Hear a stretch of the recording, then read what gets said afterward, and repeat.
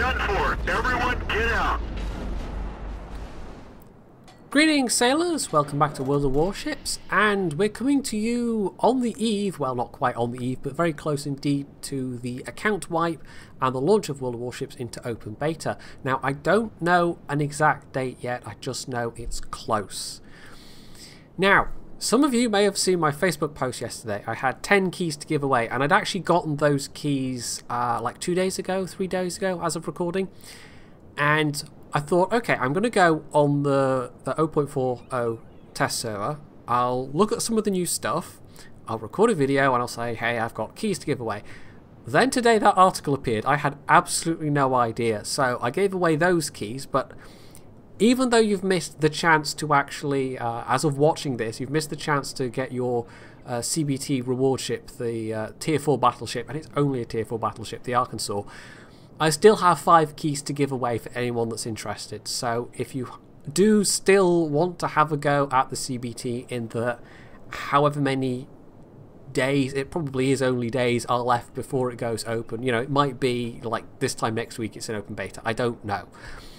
But if you do still fancy having that little early taste of it, then post in the comments below, specifically say that you want a key, and I will basically pick 5 random comments of people who've said they want a key, and you will, via YouTube PM, you will get a key. So there we go, that's the keys out of the way with. So I'm assuming you haven't seen the article. I'm just going to have to talk about what was in the article about the changes for 4.0. There's actually, like, it caught me by surprise how few days the test server was up for. I was thinking that the test server would be up for like a week at least, and it was up for 3 days, and then they've had a gap today, and then quite late in the evening my time, it's then going to be up with the second version of the test server for a day, and that's a bit too late in the evening for me to really start trying to get some footage, do all the editing, do the rendering, and then start uploading, because we all know how wonderful my internet is. So instead, this is from the regular CBT server. This is the Tier 6 cruiser, the Cleveland, and this is me. Yeah, you may have noticed the chat already. This is one of the few battles where I kind of get noticed. It happens a little more in World of Warships because most of the people playing Warships, well, they already have a World of Tanks account, so they know me from World of Tanks, basically. But you're going to see a thing happen in this one that's pretty rare. You'll also maybe have guessed already that this is going to be a draw, just based on the length of the video. But it's an alright match, apart from being a draw. But anyway, some of the stuff that's coming out in patch 4.0, or 0.4.0 to be, you know, precise, exact, we're going to have some rework stuff and some entirely new stuff. Now, camouflage we've known is coming for a while, because obviously that is a big feature of World of Tanks. It's also a thing that's already in World of Warships. If you have the Iwaki Alpha, the closed alpha tester ship, then you've already got that, and it has camo on it. So yeah, that's going to now be available for everyone, and camo is going to make it harder for people to hit you, basically. And I'm not sure of the exact mechanics of that. This is all just going on the publicly available information, but in theory camo will make you either harder to spot or harder to hit. I think it's actually harder to hit. There's also going to be a rework of the commander skills. Some of them are being dropped entirely.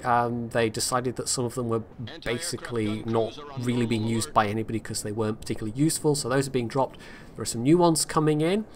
Consumables are being reworked a bit. All ships are now going to have 4 slots for equipment, and there are things that I think you now have to pay for, like torpedoes, which are treated as consumables. Now, you still basically have an infinite amount of them, but I think you now have to pay for what you use. You can also get, on some ships, you can get new ones, and the one I specifically remember is on destroyers, there's now a speed boost consumable, and like the smokescreen, it's limited use. There's probably a commander skill that's tied to it, but basically you get extra engine power for a certain duration. You can go faster. And as you can imagine, in a destroyer, that can be quite useful. Now, I'm still shooting HE at this point, by the way. It wasn't my intention to still be shooting HE. I probably should be shooting AP at that guy, but anyway, I just hadn't noticed. And what else is there? My mind's gone blank now. I do this when I'm talking. I interrupt myself and then I totally lose my train of thought. By the way, one of these two cruisers is one of the ones that he is going to YOLO for me, and that's the thing that doesn't happen very often. Like, I've had it happen precisely once in Armoured Warfare. If I'm playing World of Tanks, I'm more often than not playing with people like Circon and Fosh and Snooze and whatever, so we're in a group. It's a bit harder to YOLO a group of people like that, and if people are YOLOing to get one of us, it's usually Circon. So yeah, I don't really have it in World of Tanks either, so it was a bit of an interesting experience to be specifically focused like this. But yeah, oh yes, and the other new feature that I definitely wanted to mention, and it's quite an interesting one, is spotter planes have been reworked, and some ships, I'm not sure if it's both battleships and cruisers, but definitely cruisers can choose, instead of a spotter plane, a catapult-launched fighter. And it still acts as a spotter plane, so you might be thinking, well, okay, it's a spotter plane, but it can fire stuff down. Why wouldn't we just take that over the regular spotting plane? Well, for battleships specifically, and I know this because I got to test it out on the 4.0 test server. I'm not sure if it works the same for cruisers, but that spotting plane gives you extra range, and it actually, if it's in the air, it actually changes your default aim angle. You actually are able to aim from a lot higher up, and it gives you that kind of extra viewpoint, as it were. So I thought that was a really interesting change as well. I really like that. So I'm taking a hammering here. I think these two guys were in a platoon, these two cruisers that are firing at me. I'm not sure, but yeah, one of them is just kind of playing sensibly, and the other one, this guy, is just like, must kill, pointy head Jedi, must kill.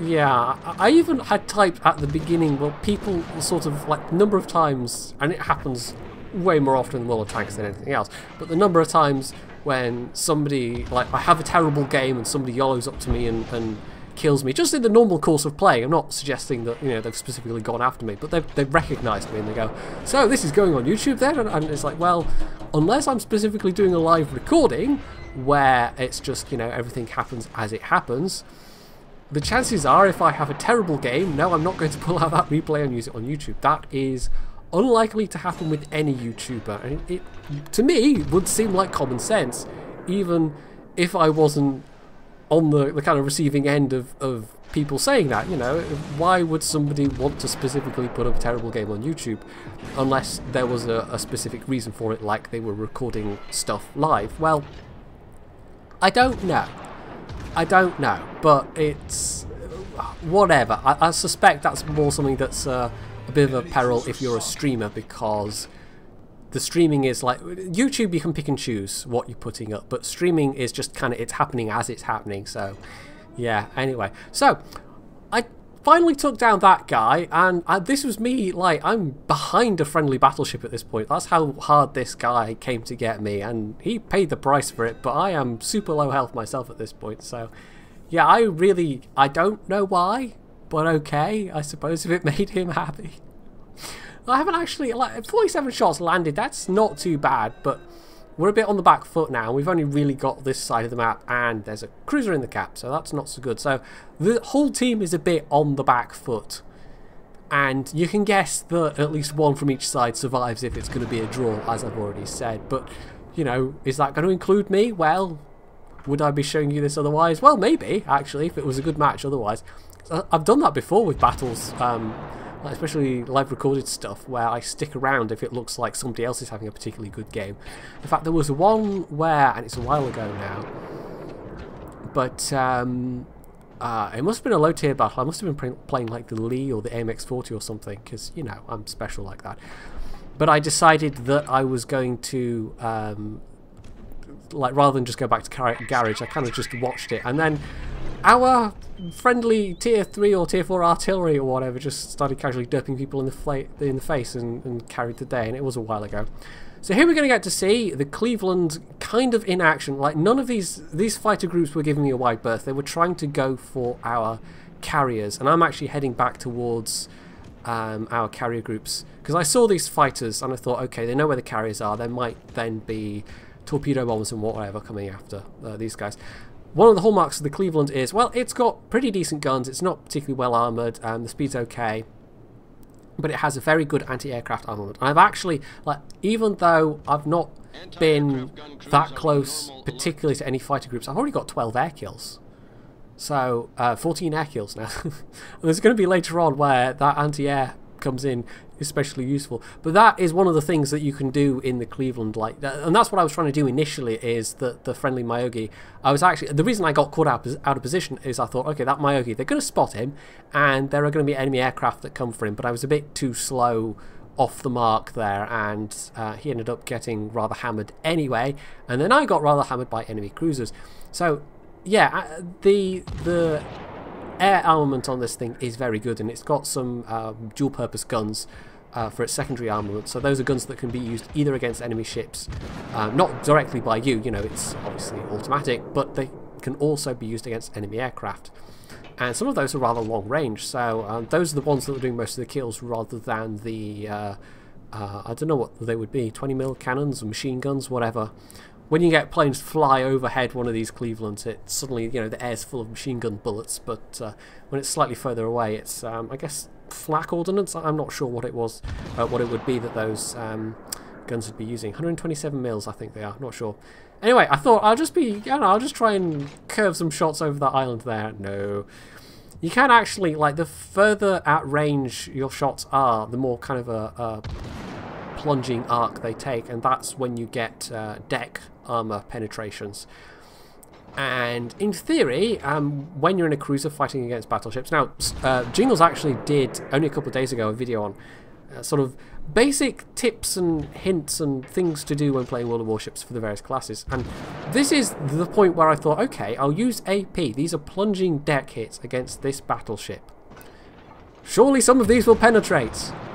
And I don't think a single one of them does, like, even though some of those are clearly hitting the superstructure, hitting the deck, no damage at all. So I would have been better off spamming HE at him, basically. So I'm not quite sure if those mechanics are all there yet, but that is actually, incidentally, one of the primary differences between a battleship and a battle cruiser. No, obviously battle cruisers know for their speed, but one of the ways they pick up that speed is by sacrificing the deck armor. So those plunging shots are going to have a much bigger effect on battle cruisers than they are battleships, generally speaking. Obviously, it depends on what's shooting at them. So there is a Japanese cruiser, and he's got a little more health than I do, but I'm going to at least get one or two shots off at him first. Unfortunately, it looks like most of those are going to miss. And he's also, of course, being Japanese in a cruiser, got torpedoes for me to worry about, so I'm going to have to be a bit careful here. But for the moment, I'm just trying to get these broadsides off at him. And if I get lucky, if I get a Citadel hit, which I do, very nice, nearly 4,000, nearly 5,000 damage there, in fact, then that gives me a significant enough lead. Now, of course, he might also get a Citadel hit, but fortunately for me, though he does land some hits and I lose some health, well, I was kind of in a perilous situation anyway. You know, this doesn't make it really any more or less perilous. One good torpedo spread from one of those carriers, one of whom seemed to be using a full fighter complement, by the way, and kudos to that guy for at least trying, because the game doesn't really reward you, and I've said that previously, that American carriers, you know, if you want to fly fighters, you use American carriers, because the Japanese fighters seem to be frankly rubbish. But the compensation for the Japanese is they get lots and lots of offensive aircraft, potentially. Especially the higher tiers. You can get a single carrier that's got like 6, I think 7, 8 waves of like torpedo bombers and bombers, and it's like, oh, okay. Anyway, I've spotted this this tier 5 cruiser destroyer, the Garameashi, however you say it, closing in on one of our aircraft carriers. But that particular aircraft carrier, well, the Japanese ones actually have a reasonable defensive armament, and I think that catches out destroyer captains a lot. Because the American ones, well, some of them have got secondary guns, but generally speaking, upgrading your, at least in my experience, up to tier 6, you might start off with 1 or 2 secondary guns, but then you upgrade your carrier hull, and then you lose the secondary guns, but you gain anti-aircraft armament. I think that was definitely true for the 5 and 6. Not sure about the new tier 5, actually, the Bogue. Haven't played that, because of course I played, they've done various swapping things around in the tech trees, so I've not gone back on purpose because, you know, there's plenty of stuff I haven't played yet, that I haven't even researched yet. So I've been looking forwards rather than backwards. But anyway, long range shots against this guy. I think I've landed, what, 1 so far. So yeah, with destroyers, you have to give them a lot of lead. And of course, they can dodge the shells at range a lot easier than when you're in something like a battleship.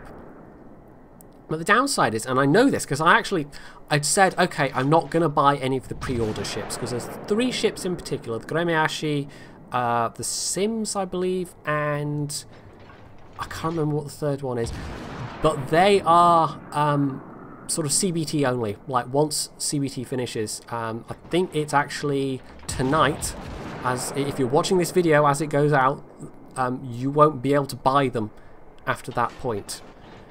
Now, there's also some kind of regular premiums in the game already. I think what's going to happen with them is, if you've bought the gold on your account, the ship's going to disappear. Obviously, it's still in the tech tree for you to buy, but it's going to disappear from your harbour.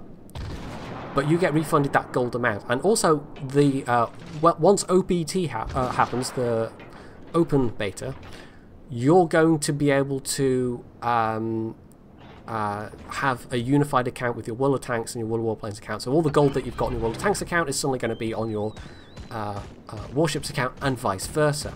So you might end up with having a bunch more gold on your World of Tanks account than you thought you had. Anyway, this is the Bomber Squadron, by the way. The guys that thought they were going to come and get me, and I hit my anti-aircraft thing and made myself extra spiky. So he gets the chance to try and land 1 bomb, and then I just shot down that entire squadron. So, okay.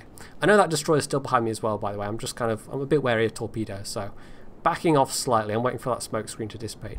So anyway, the regular premiums, what will happen is the gold gets refunded, and then you can just go rebuy them from the tech tree. But these pre-order premiums, they're going to be in your World of Tanks account, World of Warships account rather, in your harbour from the very start, once the wipe happens. So those will stay, but the regular premiums will not, is my understanding. Wargaming have kind of worded all these things a bit unclear. I've seen a lot of questions about this. A lot of people don't seem to be very clear on it. And I think I've explained it correctly, but there's the outside chance that I've been horribly confused as well. So yeah, but that's my understanding. The pre-order ships will appear in your harbour from the very start, but any of the regular premiums will not. So anyway, back to the battle. Now, I'm aware we're running out of time here. It's down to the last 2 minutes, and they still have a rather healthy... Well, he was healthy the last time I saw him anyway. Battleship. They've got 2 carriers, and they've got this Goremeashi. And I know, even though I'm down a turret, like 1 good spread of HE shells, and there we go. Knock out his propeller. He's a bit stuffed, although he probably got his repair available. So, yeah, he immediately repairs. But he's at much closer range. And the thing with the Goremeashi is that, having bought it myself, and it's the only one that I did buy, I know that it's a fairly balanced destroyer. Like, the Japanese destroyers sacrifice greatly their capability with the guns in order to get ranged with the torpedoes. Although going from tier 5 to tier 6 has been a bit disappointing, because the Minikaze was quite a nice little machine, and then I went up to the Mutsuki at tier 6, and suddenly it's got a worse rate of fire with its torpedoes. With the top hull, you're actually sacrificing to the guns.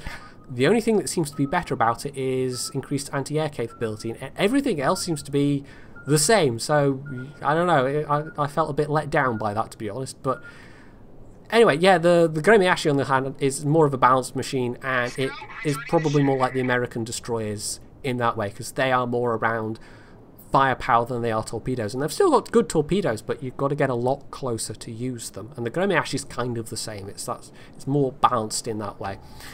I will actually be very interested to see what the Royal Navy destroyers are like, but of course the only Royal Navy ship in the game at the moment is the Premium Warspite. Not gonna buy that. That's one I tried on the test server as well.